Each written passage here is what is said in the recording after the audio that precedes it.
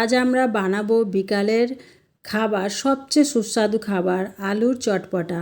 আলুর চটপটা বানানোর জন্যে দুটো আলুকে আমরা ভালো করে ধুয়ে পরিষ্কার করে ছাড়িয়ে নিয়ে গরম জলে বসিয়ে দিয়েছিলাম। আলু সিদ্ধ হয়ে গেছে আর আমরা ওদিকে মশলাটা সিদ্ধ করতে করতে মশলাটা তৈরি করে নিয়েছিলাম।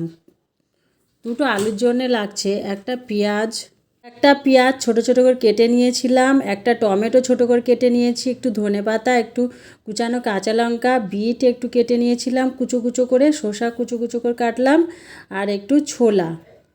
এগুলো সব কাঁচা থাকবে তাই এদের পুষ্টিগুণ অনেক বেশি।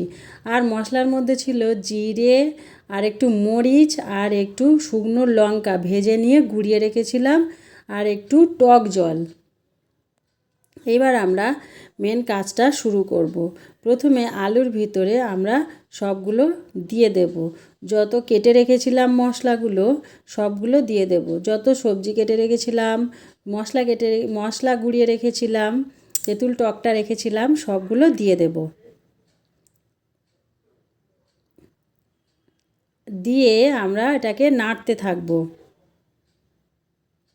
টমেটোটাও দিয়ে দিলাম, লঙ্কা যা যা কেটে রেখেছিলাম সবগুলো এতে দিয়ে দিলাম।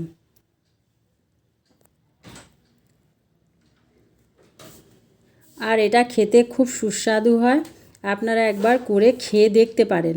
এতে যে কাঁচা সবজিগুলো দেওয়া আছে এদের পুষ্টিগুণ অনেক বেশি। আপনারা একবার এইভাবে করে খেয়ে দেখতে পারেন, কত সুন্দর লাগবে খেতে। এবার মশলাটা দিয়ে দিলাম, তার সঙ্গে একটু নুনও দেব। টক জলটা গুলিয়ে নিলাম, নিয়ে ঢেলে দিলাম।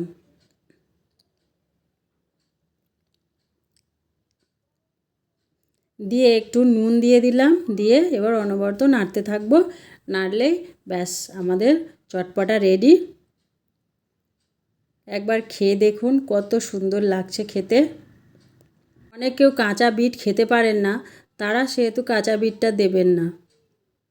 কিন্তু কাঁচা বিটের পুষ্টিগুণ অনেক বেশি। কাঁচা ছোলা, কাঁচা বিট, কাঁচা টমেটো, কাঁচা শসা এগুলি খেলে অনেক ভালো হয় শরীরের পক্ষে। আমরা কাঁচা ছোলাটা এখানে ব্যবহার করলাম। আপনারা কাঁচা ছোলা না খেতে পারলে ছোলাটা একটু সিদ্ধ করে নেবেন। দেখুন আমাদের চটপটা রেডি। ও